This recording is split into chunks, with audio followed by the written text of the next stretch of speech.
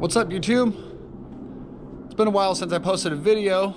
It's been really cold, super cold, like freezing cold.